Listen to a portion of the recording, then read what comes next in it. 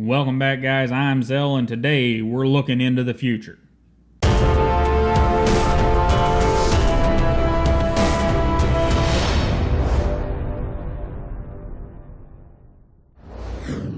Alright, guys, this is a Tashi Bharucha future. And before we get into anything on the knife, I just want to give you an opportunity to look at the mill work on this guy. It is an integral design, but they have done some very, very nice mill work on this thing.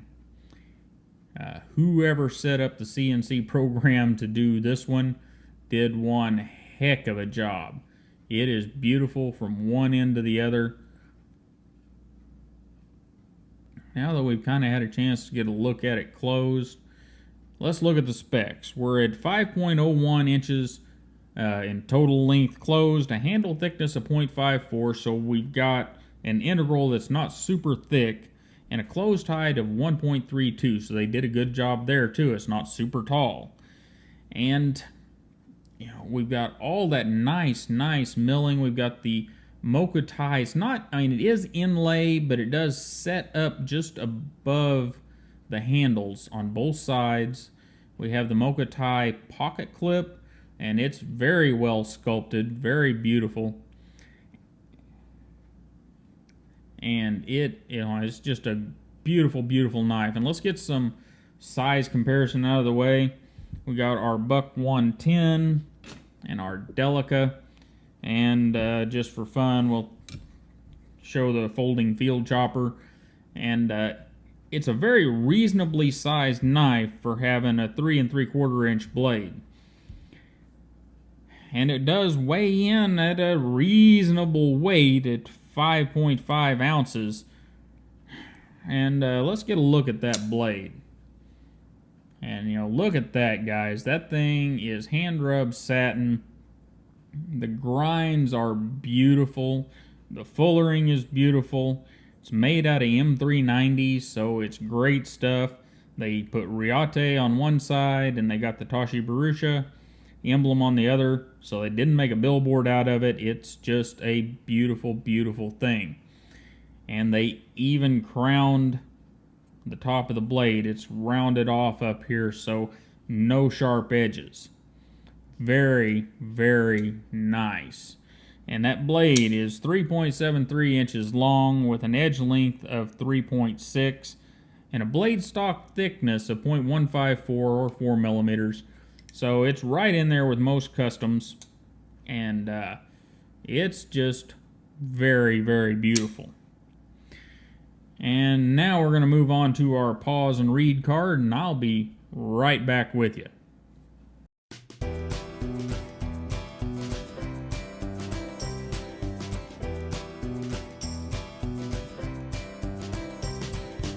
Alright, we'll get to putting it in the pocket here in a minute. First, I want to go over the mechanical. And we're running on ball bearings, of course, and we've got a flipper, and it is a frame lock. Now, that frame lock does have an over travel stop and a steel lock bar insert right there. You can see that. Can't really see the over travel stop, but trust me, it's there. And it is from the outside, set in from the outside instead of the inside because it's integral. And integral means that this is one piece of titanium. They stuck this one block of titanium in there, and they carved out the entire handle with the CNC machine. And mechanically, this thing is beautiful. The action is great. The flipping action is wonderful. It does have kind of a heavy blade, helps out with that. The detent is set up perfect, and you can, in fact I did the other day, you can force it out. See, I got it to come out there, but you're not going to shake it out. It's just not going to happen. That detent is pretty snug while not making it hard to flip the knife, which is a rather awesome thing. And from here, we'll stick it in the pocket real quick because, well, we'll just stick it in the pocket. And this is a problem I haven't really carried this thing, but you've got a nice skinny section of knife sticking out here, and whenever you have that, that's where the knives start to get banged up against things, and it's just not pretty. I wish they would have done some milling here and used one screw like we see on a lot of knives. I think the Custom Knife Factory Milk has done that way. Yeah, they have milled an area into the handle so that they set the pocket clip down in there and only have to use one screw to keep it in place, allowing the knife to sit lower in the pocket. And I wish they had done that here. It just would have made for a better carry knife, but I doubt too many people are going to carry this knife because of the price and the rarity. So let's move on to ergonomics. Get that milk out of the way. And ergonomically, this thing is beautiful. There's not a stitch of jimping anywhere, and it don't need it. One of the biggest things here is how you get a hold of it and where that blade lays. Blade lays down here, down in line with the tops of your knuckles instead of the bottom of your knuckles, instead of in here where, you know, we got a buck 110 here, and that's basic normal knife. You put your hand around it and the blade lays in line with the inside of your knuckles. Now that's okay, works fine. This works better. It gets that blade down there where you can use more of the blade and be a little more exacting in a normal grip. So I love that part of it. And it's also very good. I mean, you can get it in, you can't quite thumb cap it because of the way that's shaped there, but you can get it pretty tight in your reverse grip. You can get it in your draw cut grip. You can get it in your push cut grips. Everything is very, very good because Tashi has went with a very simple handle design here, and that's always a good thing. It keeps you from ending up with those hot spots. The pocket clip doesn't cause a hot spot. You know it's there, but it's not anything that hurts. And it's just a beautiful thing. Very, very well done there. And now we have to talk a little about the things that I don't like. One, I'm not a big fan of the Mokotai, and that's just a personal thing. If you like that stuff, then more power to you. It is neat, but I'm just not a huge fan of it. And once we get beyond that, we get to more technical issues. I don't really like that they had to put these two screws in. I've seen other integral designs, and they don't use them, and I think that they could have come up with something better here.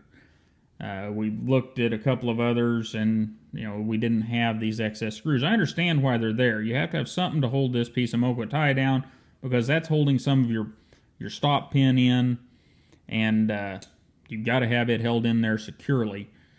And beyond that, we've got another issue here that I hope I can show well, so I can get some light on that. Right here, these screws do not set flush. They stick up. And whenever you're spending $500 on a knife, that is not cool. You should find a way to get those screws to countersink down to where you don't have the sharp edge of the screw sticking out. And that's about it there. The last place I want to talk about is the blade design. And while that blade is beautiful, look where the edge terminates. Now we got a big swoopy plunge grind to cover this. And I'm pretty sure that the big swoopy plunge grind is specifically for the issue I'm about to show you. You close this knife, and whenever you look at the bottom of the knife where the flipper tab comes out, you see the end of your big swoopy plunge grind right there? If they put a Ricasso in here like you would get on a Spyderco or your Buck 110, since it's right here easy, you see how that terminates pretty abruptly. If you had done that on this knife, you would have sharpened edge sticking out of the bottom of the knife. And, of course, that wouldn't be cool. Somebody get cut on that. So, to avoid that problem, they put the big swoopy plunge grind in and terminated the edge way up here. Now, at least they did terminate the edge way up here. and it's not terminated back here in that swoopy plunge grind. So in the negatives, there is a positive. Now, however, what they could have done, you can see that plunge grind right there. What they could have done is ran this a little further back to cover the back end of that edge, and maybe ran that plunge grind back a little further and give you a little more cutting edge, because you end up with over an inch of wasted blade here. And I'm not a fan of that. Now, I know some of you are going to say, well, hey, those Todd Knife and Tool knives have some of that, and go back and look at those videos. You can terminate your sharpened edge at the plunge grind on those knives and not get cut. You know, they are designed in a similar fashion as far as the flipper goes, but this was an issue that we didn't want to have to deal with. But anyhow, those are some of the technical issues I have with the knife. Now, most people are not going to carry this as an everyday carry knife because, well, it's rather expensive. They're hard to get a hold of, especially this Mokotai version. So there weren't very many made, and they say that there's not going to be very many more made.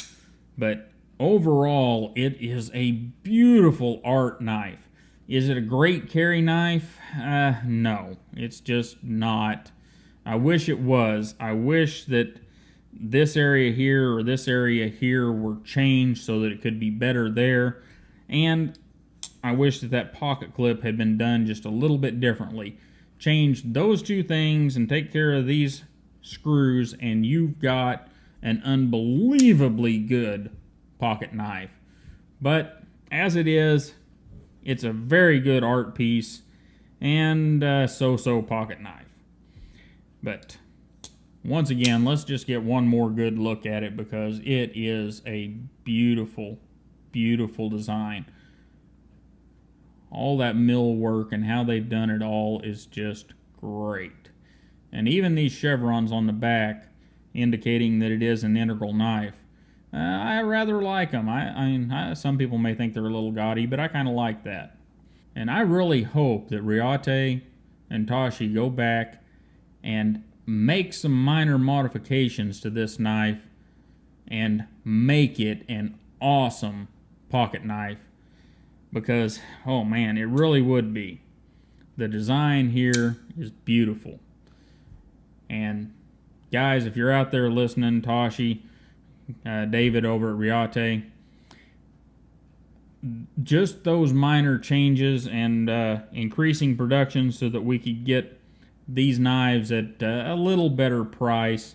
You know, skip on the Mokotai and give us some G10 or something, and make them an everyday carry knife. And this would be awesome. Anyhow, guys, this has been the Tashi Bharucha, the Future. It's a beautiful art piece and a pretty decent pocket knife. And I really appreciate you guys stopping by and hanging out with me and talking about this knife for a little bit. And you guys have a wonderful day, and I'll see you next time.